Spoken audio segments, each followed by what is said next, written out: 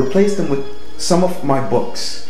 For example, on the right, which is on the ground, is my training manual, my Drunkensoccer training manual, right there. There it is. And on the left, it's one standing with the can with a bottle behind it. You notice that green line in the center between them both.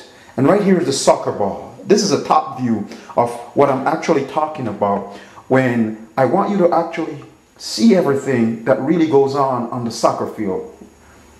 Now notice I'm standing in between the line. Let me take you further.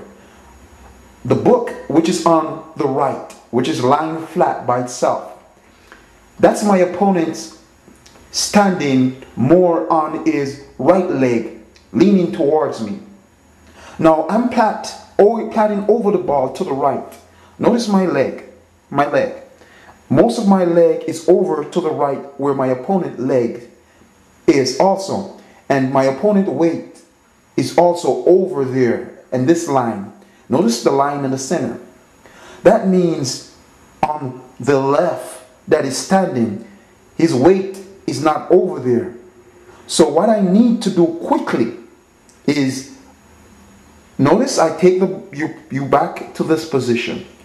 What I need to do quickly is do something like this and then move the soccer ball over to his direction that is not unbalanced. And by all means, I've already broken my opponent's center line because all his weight is over here.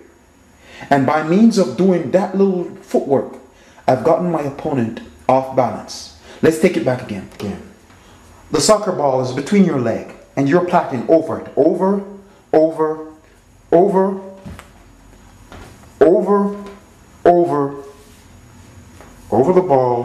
the ball.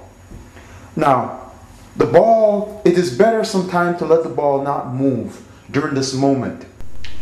Just have the ball stopped or paused before you while your opponent is coming. The book is where your opponent's leg is lightest. For example, there's no weight over there. Your opponent's weight is on the right to the book that is on the ground.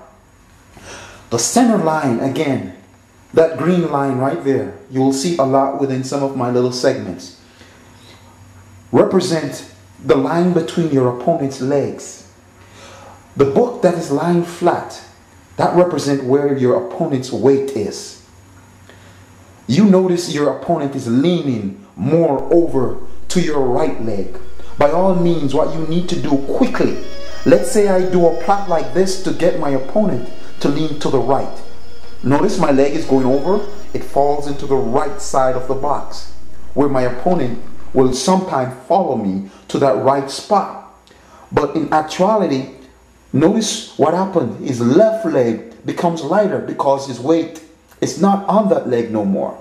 So what I need to do is step over the ball quickly, if I'm doing the plats that we were discussing earlier, and push the ball into that direction, where I will get my opponent off balance quite easily. Let's step back one more time.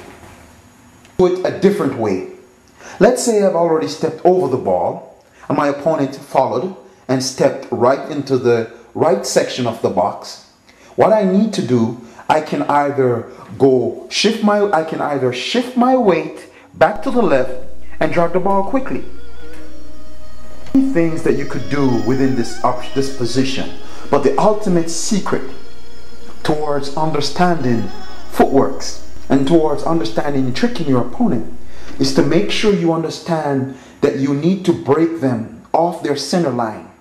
That green line right there, it's very important. And surprisingly, lots of soccer players, professional, talented, many of them sometimes overlook a simple concept like this.